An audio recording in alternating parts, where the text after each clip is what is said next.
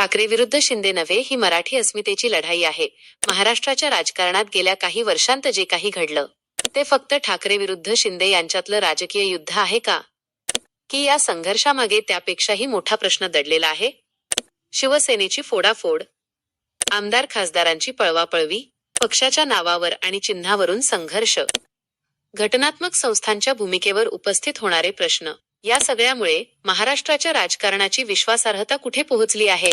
आणि सर्वात मोठा प्रश्न, मराठी माणसाच्या हक्कासाठी आणि स्वाभिमानासाठी जन्माला आलेल्या शिवसेनेची आजची अवस्था पाहून मराठी माणसाने नेमकं काय समजून घ्यायचं? शिवसेनेचा जन्म 19 जून 1966.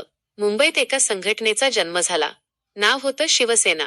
बाळासाहेब ठाकरे यांनी मराठी माणसाच्या हक्काचा, रोजगाराचा आणि स्वाभिमानाचा मुद्दा घेऊन ही संघटना उभी केली. त्या काळात मुंबईत मराठी तरुणांच्या रोजगाराचा प्रश्न चर्चेत होता. स्थानिकांना आपल्या भूमीत योग्य संधी मिळायला हव्यात, मराठी माणसाचा आवाज बुलंद झाला पाहिजे, या भूमिकेतून शिवसेनेने आपला राजकीय प्रवास सुरू केला.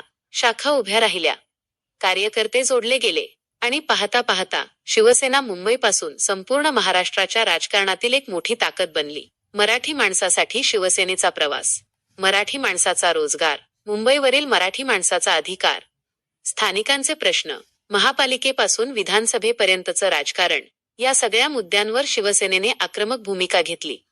काळ बदलला, शिवसेनेची राजकीय भूमिका विस्तारली. हिंदुत्व हा पक्षाच्या राजकारणाचा महत्वाचा भाग बनला. पण मराठी अस्मिता आणि मराठी माणसाचा स्वाभिमान ही शिवसेनेच्या राजकीय ओळखीची महत्वाची बाजू कायम राहिली. आणि मग महाराष्ट्राच्या राजकारणात मोठा भूकंप झाला. पण गेल्या काही वर्षांत महाराष्ट्राच्या राजकारणाने एक वेगळंच रूप पाहिलं.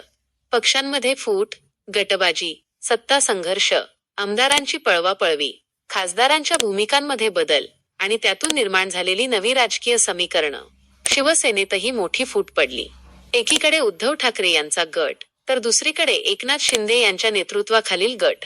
आणि सुरू झाला पक्ष कोणाचा, नाव कोणाचं, धनुष्यबाण कोणाचा, याचा संघर्ष. पण खरी लढाई नेमकी कोणाची? इथेच थांबून विचार करण्याची गरज आहे. हा संघर्ष फक्त उद्धव ठाकरे विरुद्ध एकनाथ शिंदे आहे का? की हा प्रश्न त्यापेक्षा मोठा आहे?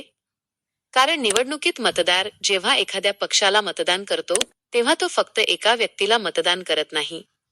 तो पक्षाची विचारधारा पाहतो, पक्षाचं चिन्ह पाहतो, पक्षाचं नेतृत्व पाहतो आणि त्या पक्षाच्या उमेदवारावर विश्वास ठेवतो.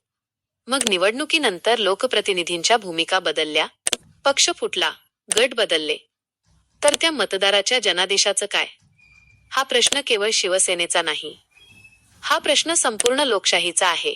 आमदार खासदारांची पळवापळवी, महाराष्ट्राने गेल्या काही वर्षांत एक नवीन राजकीय संस्कृती पाहिली. निवडणूक झाली, जनतेने सरकार निवडलं आणि त्यानंतर सुरू झाली सत्तेची गणितं. कोण कुठे जाणार, कोण कोणाच्या संपर्कात आहे, किती आमदार कोणाच्या बाजूने, किती खासदार कोणाच्या बाजूने, हे आकडेच राजकारणाच्या केंद्रस्थानी आले. पण या सगळ्यात मतदार कुठे आहे? निवडणुकीच्या दिवशी मतदार राजा असतो, पण निवडणुकीनंतर त्याच्या मताचा निर्णय कोण घेतं? हा प्रश्न महाराष्ट्रातील प्रत्येक मतदाराने विचारायला हवा. घटनात्मक संस्थांची भूमिका, या संपूर्ण संघर्षात निवडणूक आयोग, विधानसभा अध्यक्ष, लोकसभा अध्यक्ष आणि न्यायालय, या घटनात्मक संस्थांच्या भूमिकेलाही मोठं महत्त्व प्राप्त झालं. या संस्थांचे निर्णय कायद्याच्या चौकटीत होत असतात. मात्र त्या निर्णयांमुळे जनतेच्या मनात संशय निर्माण होणार नाही, संस्थांवरील विश्वास कमी होणार नाही, याची काळजी घेणं ही लोकशाहीची गरज आहे. कारण राजकीय पक्ष जिंकतील किंवा हरतील, नेते बदलतील, सरकार बदलतील, पण लोकशाहीच्या संस्थांवरील विश्वास टिकला पाहिजे. केंद्रीय यंत्रणांच्या हस्तक्षेपाचा आरोप, महाराष्ट्राच्या राजकारणात केंद्रीय तपास यंत्रणांच्या भूमिकेवरूनही अनेकदा आरोप प्रत्यारोप झाले. सत्ताधारी पक्ष म्हणतो कायदा आपलं काम करत आहे, विरोधक म्हणतात केंद्रीय यंत्रणांचा राजकीय वापर केला जात आहे. या आरोपांमधील सत्य प्रत्येक प्रकरणात कायदेशीर प्रक्रियेत ठरलं पाहिजे. पण एक गोष्ट नक्की, राजकीय निर्णय हे जनतेच्या मतातून आणि पक्षाच्या लोकशाही प्रक्रियेतूनच व्हायला हवेत. मराठी मनाला वेदना का झाल्या? शिवसेना म्हणजे फक्त एक राजकीय पक्ष नाही, अनेक कार्यकर्त्यांसाठी शिवसेना म्हणजे आयुष्याचा प्रवास आहे. गावागावात शाखा उभ्या करणारे कार्यकर्ते, वर्षानुवर्षे पक्षासाठी काम करणारे शिवसैनिक, बाळासाहेबांच्या विचारांवर विश्वास ठेवणारे लाखो लोक, त्यांच्यासाठी पक्षाची फोडाफोड ही केवळ राजकीय घटना नाही, ती भावनिक घटना आहे. ज्या संघटनेने मराठी माणसाला एकत्र आणण्याचा प्रयत्न केला, त्याच संघटनेचे कार्यकर्ते आज 2 गटांत विभागले गेलेले पाहणं अनेक मराठी मनांना निश्चितच वेदना देणार आहे. मराठी अस्मिता म्हणजे नेमकं काय? पण एक प्रश्न आपण स्वतःलाच विचारायला हवा. मराठी अस्मिता म्हणजे फक्त घोषणा आहे का? नाही. मराठी अस्मिता म्हणजे महाराष्ट्रातील तरुणाला रोजगार मिळणं, शेतकऱ्याला योग्य भाव मिळणं, कामगाराला सन्मानाने जगता येणं, मराठी भाषेला योग्य स्थान मिळणं, सामान्य माणसाच्या प्रश्नांना राजकारणात प्राधान्य मिळणं आणि सर्वात महत्त्वाचं, मतदाराच्या मताचा सन्मान होणं, हीच खरी मराठी अस्मिता आहे. आता महाराष्ट्राने प्रश्न विचारण्याची वेळ. आता महाराष्ट्राने काही प्रश्न विचारले पाहिजेत.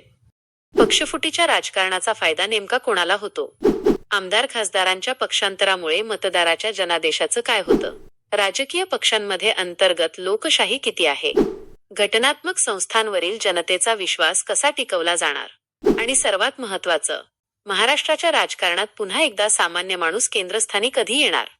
ठाकरे असोत, शिंदे असोत किंवा महाराष्ट्रातील कोणताही नेता असो, नेते येतात आणि जातात, सत्ता बदलते, राजकीय समीकरणं बदलतात, पक्ष फुटतात, नवीन पक्ष तयार होतात, पण महाराष्ट्र कायम राहतो, मराठी माणूस कायम राहतो. आणि सर्वात महत्त्वाचं, लोकशाही कायम राहिली पाहिजे. म्हणूनच ही केवळ ठाकरे विरुद्ध शिंदे अशी लढाई नाही. ही लढाई आहे मतदाराच्या अधिकाराची. ही लढाई आहे लोकशाहीच्या प्रतिष्ठेची. ही लढाई आहे महाराष्ट्राच्या राजकीय स्वाभिमानाची. आणि अनेकांच्या मते ही लढाई आहे मराठी अस्मितेच्या अस्तित्वाची. नेते बदलतील, सत्ता बदलेल, पण महाराष्ट्राचा स्वाभिमान आणि मतदाराचा अधिकार अबाधित राहिला पाहिजे. तुम्हाला काय वाटतं? ठाकरे विरुद्ध शिंदे हा फक्त सत्ता संघर्ष आहे की महाराष्ट्राच्या राजकीय अस्मितेचा मोठा प्रश्न? तुमचं मत कमेंटमध्ये नक्की सांगा.